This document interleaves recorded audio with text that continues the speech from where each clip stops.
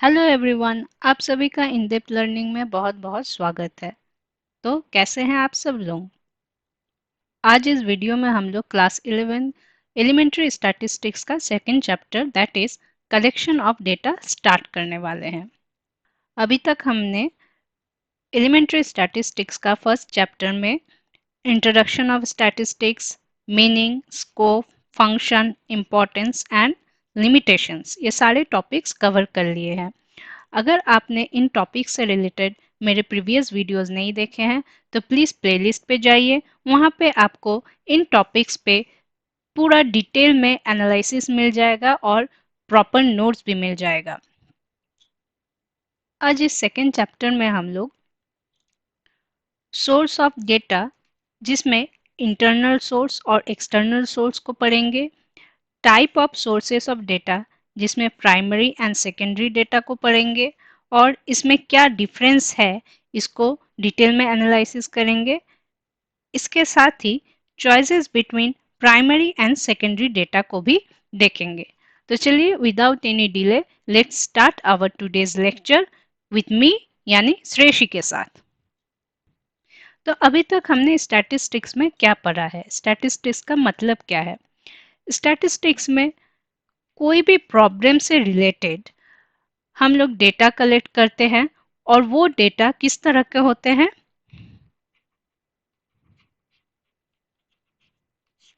Numerical होते हैं। Numerical data या न्यूमेरिकल इंफॉर्मेशन को कलेक्ट करके हम लोग एक साउंड कंक्लूजन में पहुंचने का कोशिश करते हैं। इन डेटा को कलेक्ट करने के बाद हम लोग डायरेक्टली किसी भी कंक्लूजन में नहीं पहुंच पाते हैं। इन डेटा को बहुत सारे स्टैटिस्टिकल टूल्स के थ्रू जाना पड़ता है, उससे एनालिसिस किया जाता है, रिसर्च किया जाता है, then only we can reach to some conclusion. Now the question is what are the sources of collecting this data. इन डेटा को कलेक्ट करने के लिए दो सोर्सेज होते हैं, एक है internal source and second is external source. जैसा कि इंटरनल सोर्स के नाम से हमें पता चल रहा है, जब किसी भी ऑर्गेनाइजेशन का इंटरनल रिपोर्ट या रिकॉर्ड से हम लोग डेटा को कलेक्ट करते हैं, that is known as internal source of data. यानी कि किसी भी कंपनी या ऑर्गेनाइजेशन का सेल्स के बारे में आपको जानना है या प्रोडक्शन, सैलरी, प्रॉफिट, इन सारी चीज़ों के बारे में अगर आपको जानना है तो आप उस ऑर्गेनाइजेशन के जो इंटरनल रिपोर्ट्स है उनके थ्रू आप जब डेटा कलेक्ट करते हैं तब उसे इंटरनल सोर्स ऑफ डेटा कहा जाता है। जैसे कोई सीए या ऑडिटर एक कंपनी का रिपोर्ट जब तैयार करता है तो क्या करते हैं, उस कंपनी के जो इंटरनल रिपोर्ट्स है, उनके जो प्रॉफिट एंड लॉस अकाउंट है, बैलेंस शीट है, इन सारे चीज़ों को वो स्टडी करते हैं, फिर कोई भी कंक्लूजन में पहुंचता है। उस चीज़ को इंटरनल सोर्स ऑफ डेटा कहा जाता है। तो आपको इजीली अब समझ आ ही रहा होगा कि एक्सटर्नल सोर्स में क्या हो सकता है।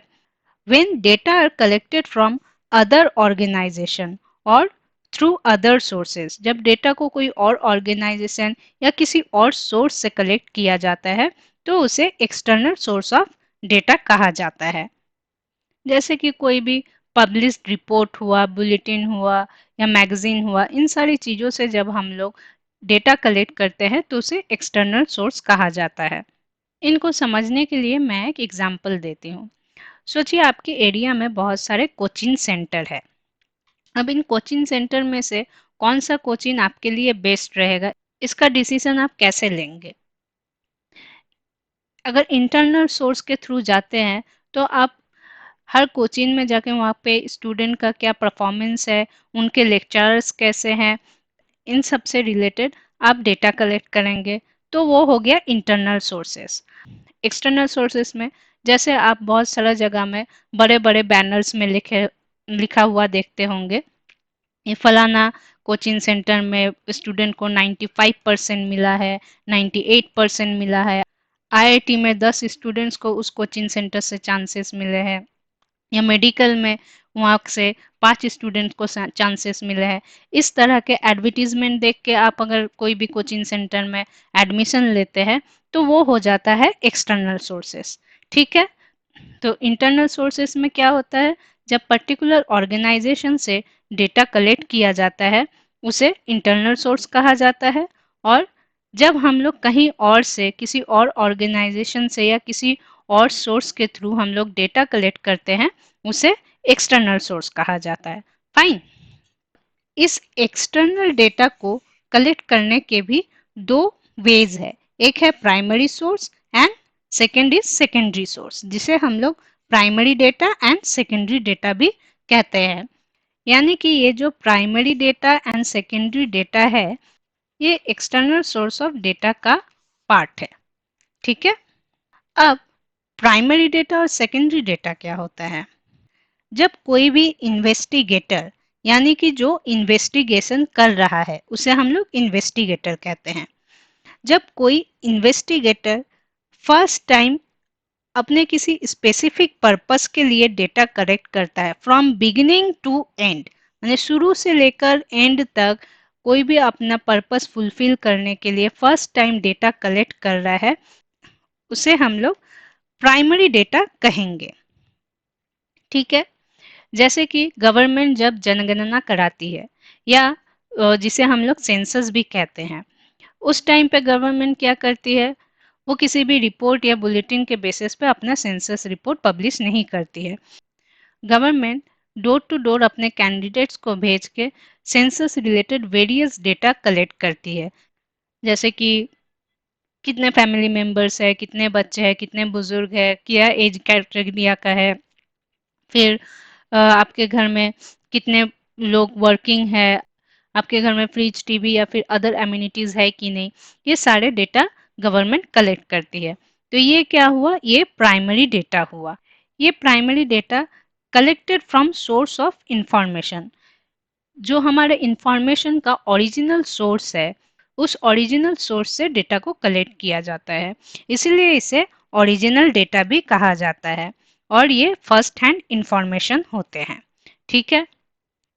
और वही सेकेंडरी डेटा क्या होता है, कोई एक पर्सन डेटा कलेक्ट करता है और उस डेटा को कोई और पर्सन यूज कर रहा है तो उसे हम लोग सेकेंडरी डेटा कहते हैं। जैसे सोचिए आपके स्कूल में एक प्रोजेक्ट दिया गया है नेशनल इनकम के ऊपर पे, तो क्या आपके लिए पॉसिबल है नेशनल इनकम से रिलेटेड आप डेटा मास स्केल पे फाइंड आउट कर सके? नहीं कर सकते हैं। तो आप क्या करेंगे, जो गवर्नमेंट ने नेशनल इनकम पे ऑलरेडी डेटा कलेक्ट करके रखा हुआ है उस डेटा के बेसिस पे ही आप अपना स्कूल प्रोजेक्ट प्रिपेयर करेंगे। इस तरह से डेटा को यूज करने को सेकेंडरी डेटा कहा जाता है। This data are already in existence, जैसे कि मैंने अभी बताया कि गवर्नमेंट ने already national income find out करके रखा था, यानी कि डेटा ऑलरेडी एग्जिस्टेंस में था and they have been collected by other person और एजेंसी। ऑफ कोर्स ये ऑलरेडी एग्जिस्टेंस में था और ऑलरेडी गवर्नमेंट ने उसे ड्राइव करके रखा हुआ था। And this secondary data are also known as second hand information. Primary data first hand information है और secondary data second hand information है। सेकेंडरी डेटा में हर तरह के पब्लिश डेटा आते हैं। तो यहाँ तक आपको मैंने जो पढ़ाया internal and external sources of data and primary and secondary data, ये दोनों टॉपिक आपको अच्छे से क्लियर हो गया होगा। अगर आपको मेरा वीडियो अच्छा लग रहा है तो प्लीज़ वीडियो को लाइक कीजिए और चैनल को सब्सक्राइब कीजिए। नेक्स्ट हमारा टॉपिक है difference between primary and secondary data. इसके बेसिकली 5 पॉइंट्स है जो हम लोग वन बाय वन स्टडी कर लेते हैं। फर्स्ट है definition. Primary data originally collect किया जाता है, जैसा कि पहले ही मैंने एक्सप्लेन किया, जनगणना के लिए गवर्नमेंट क्या करती है, डोर टू डोर जाके डेटा कलेक्ट करवाती है, तो वो ओरिजिनली कलेक्ट किया जा रहा है। और सेकेंडरी डेटा में क्या होता है, कलेक्टेड थ्रू अदर सोर्सेस, जैसे न्यूज़पेपर, बुलेटिन, मैगजीन, ये सारी चीज़ों से कलेक्ट किया जाता है। Second point is nature of data. ये प्राइमरी डेटा एकदम रॉ फॉर्म में होते हैं। ओके, मतलब इसमें कोई भी अभी तक एडजस्टमेंट नहीं किया गया है। इसको फिर स्टैटिस्टिकल मेथड अप्लाई करके जो हमारा पर्पस है उस पर्पस में उसे मोल्ड किया जाता है।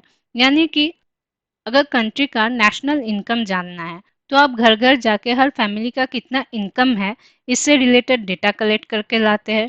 अब सिर्फ उस डेटा के बेसिस पे ही तो आप नेशनल इनकम कैलकुलेट नहीं कर सकते हैं। तो जो स्टैटिस्टिकल मेथड्स होते हैं, स्टैटिस्टिकल टूल्स होते हैं, उनको उन रॉ डेटा पे उन स्टैटिस्टिकल मेथड्स को अप्लाई करके आप क्या नेशनल इनकम है इस कंक्लूजन पे पहुंच सकते हैं। ठीक है, यानी कि जो प्राइमरी डेटा है वो रॉ मटेरियल्स होते हैं और उन पे हमारा स्टैटिस्टिकल मेथड्स को अप्लाई किया जाता है। और सेकेंडरी डेटा क्या होता है? सेकेंडरी डेटा फिनिश प्रोडक्ट के फॉर्म में होता है और इसमें ऑलरेडी स्टैटिस्टिकल मेथड्स को अप्लाई किया हुआ रहता है। यानी कि आपको अगर नेशनल इनकम जानना है तो आप हर फैमिली का जो इनकम है वो डेटा नहीं देखेंगे, आप डायरेक्टली क्या नेशनल इनकम है उस पे फोकस करेंगे जो प्राइमरी डेटा से ऑलरेडी आपको अवेलेबल हो चुका है। जैसे कि ईच फैमिली का इनकम है, ये इनकम हो गए प्राइमरी डेटा। इस पे जब स्टैटिस्टिकल मेथड्स को अप्लाई किया जाता है तब जाके हमें मिलता है नेशनल इनकम। ठीक है, फिर इन इंडिविजुअल प्राइमरी डेटा पे जब स्टैटिस्टिकल मेथड्स को अप्लाई किया जाता है तब हमें मिलता है नेशनल इनकम। ठीक है, तो ये नेशनल इनकम क्या हो गया? ये नेशनल इनकम फिनिश प्रोडक्ट हो गया। जब आप इस डेटा को यानी इस नेशनल इनकम के डेटा को यूज करते हैं तब वो हो जाता है सेकेंडरी डेटा। और इस नेशनल इनकम पे ऑलरेडी सारे स्टैटिस्टिकल टूल्स जो है उसको अप्लाई कर लिया गया है। So we can see that primary data are raw materials and secondary data are finished product. Primary data पे हम लोग स्टैटिस्टिकल मेथड अप्लाई करते हैं अपना डिजायरेबल कंक्लूजन फाइंड आउट करने के लिए, और उस कंक्लूजन को जब हम लोग दूसरे किसी पर्पस के लिए यूज करते हैं उसे हम लोग सेकेंडरी डेटा कहते हैं। इनका ऑब्जेक्ट क्या है? ये जो प्राइमरी डेटा है इसको किसी डेफिनेट पर्पस के लिए कलेक्ट किया जाता है। आपको कंट्री का जीडीपी जानना है या फिर इनकम जानना है या फिर इन्फ्लेशन जानना है, एम्प्लॉयमेंट जानना है, एडुकेशन लेवल जानना है, वगैरह वगैरह। इन सारी चीज़ों को जानने के लिए प्राइमरी डेटा कलेक्ट किया जाता है और सेकेंडरी डेटा को हम लोग अपना पर्पस फुलफिल करने के लिए पब्लिश्ड या अनपब्लिश्ड सोर्सेस से कलेक्ट करते हैं। Our fourth point is time and money. Primary data collect करने के लिए हमें बहुत टाइम लगता है, it requires a lot of time और ह्यूज अमाउंट ऑफ मनी चाहिए होता है। आप लोग समझ ही सकते हैं door to door census related data collect करने में कितना टाइम और कितना पैसा जाता होगा गवर्नमेंट का। इससे हम लोग इजीली इस पॉइंट को समझ सकते हैं। और सेकेंडरी डेटा को कलेक्ट करने के लिए हमें कंपेरेटिवली बहुत कम टाइम और मनी जरूरी होता है। तो इस सेकेंडरी डेटा के थ्रू हम लोग टाइम और मनी बहुत हद तक सेव कर सकते हैं। Now final point is suitability. Primary data को कोई भी स्पेसिफिक ऑब्जेक्टिव के लिए इन्वेस्टिगेटर कलेक्ट करता है। मतलब जो भी डेटा कलेक्ट होंगे वो इस स्पेसिफिक पर्पस से ही रिलेटेड होगा। उस स्पेसिफिक ऑब्जेक्टिव को अचीव करने के लिए उस प्राइमरी डेटा पे और कोई भी एडजस्टमेंट का ज़रूरत नहीं पड़ता है। लेकिन जब हम लोग सेकेंडरी डेटा पे आते हैं तो इसमें जो डेटा यूज़ किया जाता है वो डेटा ऑलरेडी किसी दूसरे पर्पस के लिए कलेक्ट किया रहता है। तो आपका जो ऑब्जेक्टिव है उस ऑब्जेक्टिव को फुलफिल करने के लिए उस डेटा में यानी सेकेंडरी डेटा में कुछ एडजस्टमेंट करना पड़ता है जो कि आपके ऑब्जेक्टिव को सूट करे। ठीक है, सो स्टूडेंट्स ये पांचों पॉइंट आपको अच्छे से क्लियर है ना? चलिए एक बार हम लोग फिर से क्विक रिवीजन कर लेते हैं। प्राइमरी डेटा को ओरिजिनली कलेक्ट किया जाता है और सेकेंडरी डेटा को अदर सोर्स के थ्रू कलेक्ट किया जाता है। प्राइमरी डेटा रॉ मटेरियल्स होते हैं और इसमें स्टैटिस्टिकल टूल्स मेथड्स को अप्लाई किया जाता है।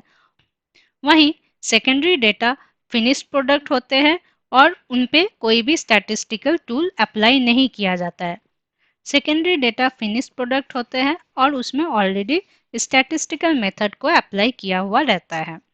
प्राइमरी डेटा कोई भी डेफिनेट ऑब्जेक्टिव के लिए कलेक्ट किया जाता है और सेकेंडरी डेटा को हम लोग पब्लिश्ड या अनपब्लिश्ड सोर्सेज से कलेक्ट करते हैं। प्राइमरी डेटा में टाइम और मनी ज़्यादा लगता है, कंपेरेटिवली सेकेंडरी डेटा में टाइम और मनी बहुत कम लगता है।